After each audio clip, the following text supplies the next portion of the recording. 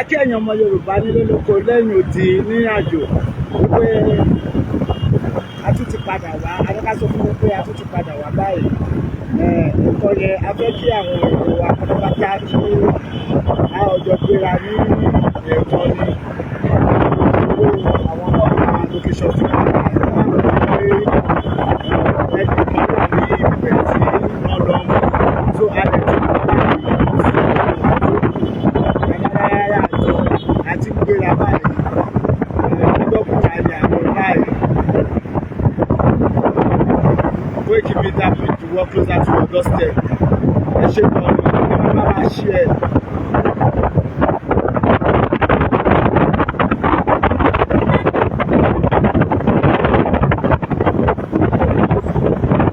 Ní 17th of December 2022 mega rally day one mega rally Yoruba nation òun ni à ń ṣe tí à ń ṣe lọ́wọ́.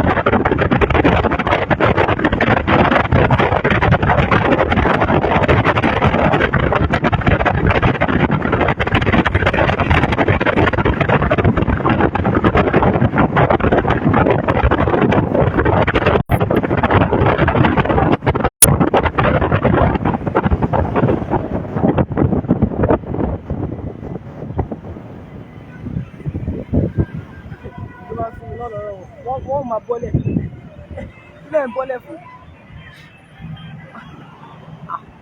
àná àná ọ̀dùnkàn ẹ̀rù máa bọ́lẹ̀.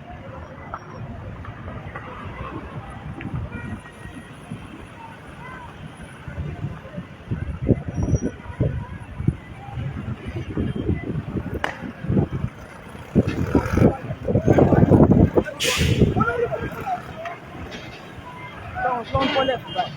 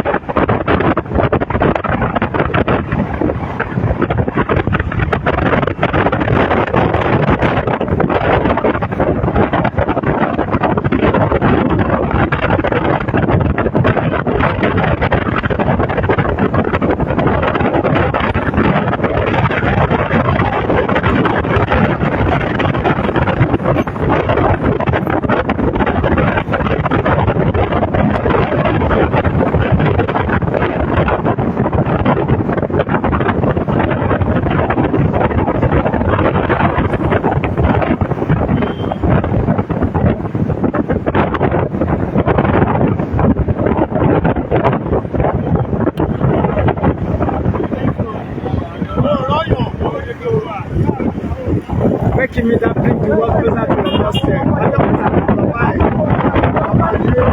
Expressway.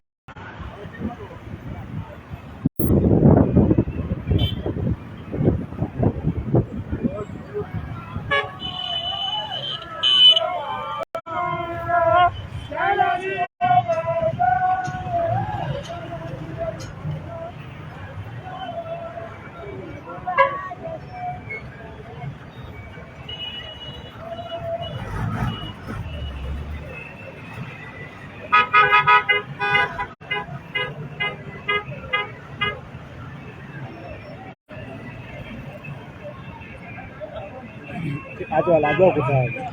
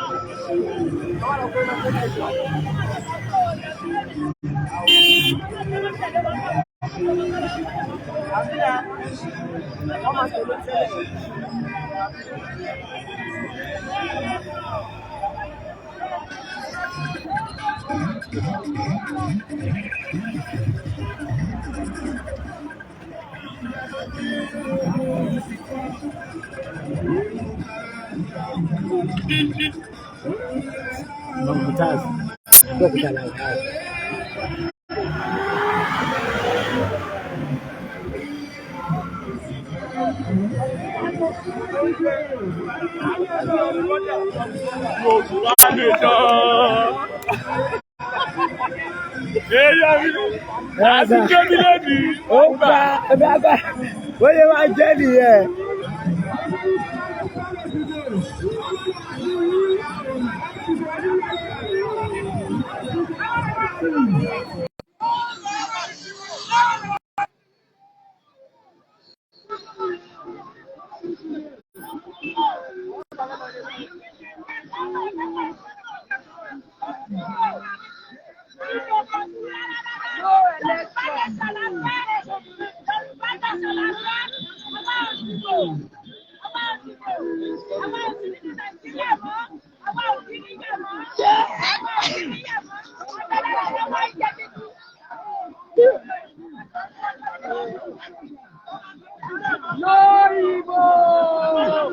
Àdìsẹ́kọ̀ sí election ní 2023 a ti gba Yorùbá nation orílẹ̀-èdè wa la wà ẹ́ orílẹ̀ bàbá wa ibẹ̀ la wà ẹ́.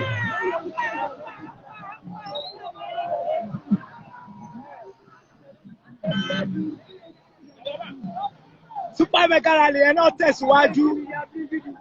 Super Mega Rally yẹn tẹ̀síwájú. Ẹ tẹ́ bá rí báyìí ẹni àwọn ọlọ́pàá gan wọ́n tún tẹ̀lé wa wọ́n pàtró tẹ̀lé wa. Peaceful Mega Rally là ń ṣe Super Mega Rally òun náà lélẹ̀ tí a ṣe.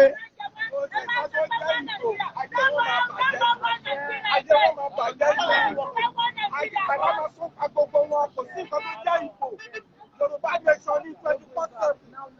Ìyá ti tó. Yorùbá nation náà. Nigeria cannot work. Nigeria will never work. Continue Nigeria system for the next 200 years is not going to work. The Yoruba nation is all we need. Either they like it or not, Yoruba nation has come to stay. We are not going anywhere. We are come to stay. Now, Yoruba are still in existence. No going back. No going back. Kimigan bring the world closer to your doorstep. Very right. How about for Yoruba? Ẹ̀ṣẹ̀ náà ló tún gbé wọ̀ ẹ́. Àwọn ọkọ̀ Yorùbá tún fẹ́ lo mọ́tò àwọn ọlọ́pàá. Nàìjíríà tún fẹ́ fi ṣe lánì.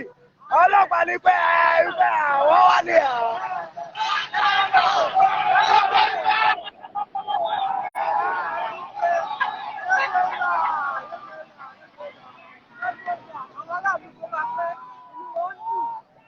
Aláwọ̀ aláìlú gan. Inú wọn dùn pé àwọn bá kúrò nínú ìyà ẹ wo.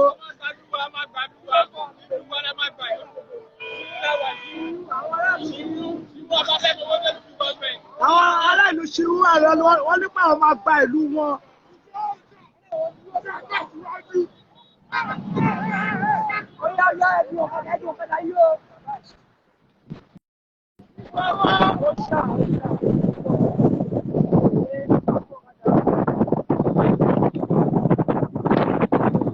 Ẹjọ́ tó àwọn tó wà lẹ́yìn yẹn.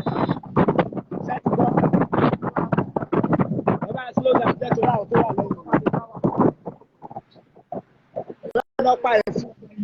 Ọlọ́pàá yẹn wọ́n wà ní ìpò yẹn lọ́rẹ́. Wọ́n lè bọ̀ wọ́n máa ń bọ́lẹ̀. Àbí wọ́n abọ́lẹ̀ wọn máa dúró. APC lọ APC ọmọ yìí. Eléyìí ṣe APC o Yorùbá nation Yorùbá nation Yorùbá nation Yorùbá nation.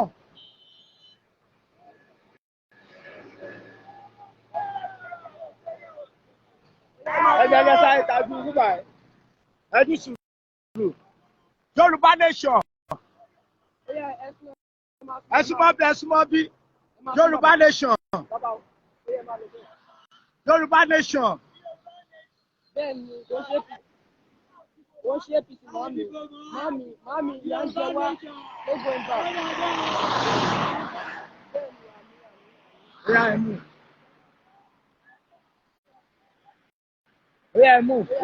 Ẹmú. Ẹ ṣáájú mọ́tò ọlọ́pàá yẹn ṣáájú ẹ̀.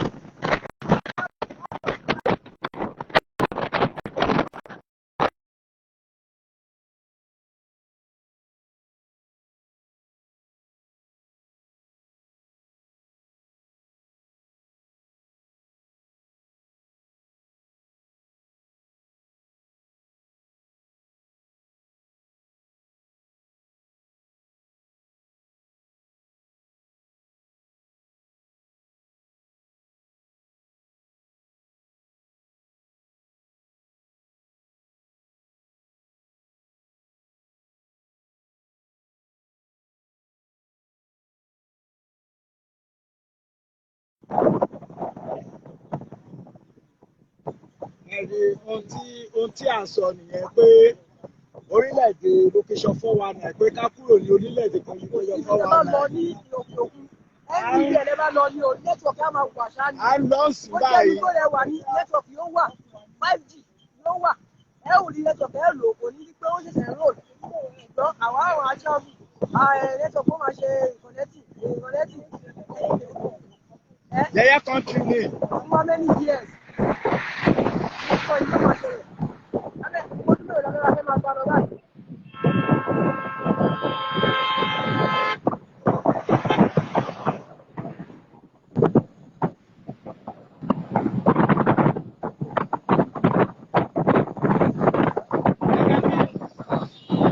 Gẹ́gẹ́ bí ohun tí à ń sọ lọ.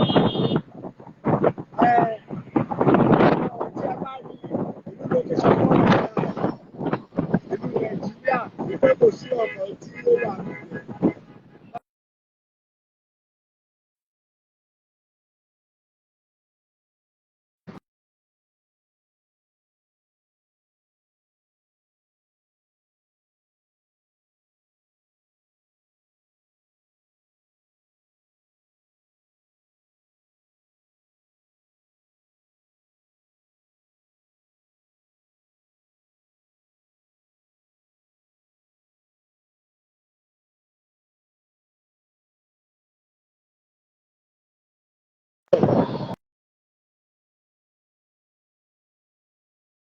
sí ọ̀kan lórí olùkọ́ wa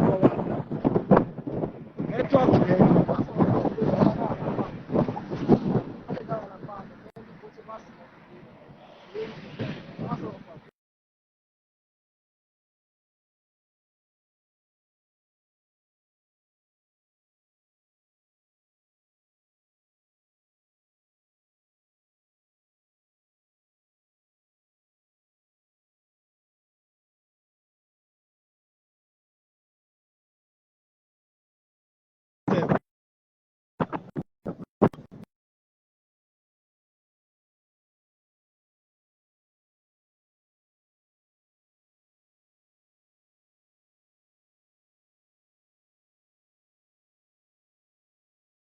When we connect lọ́dọ̀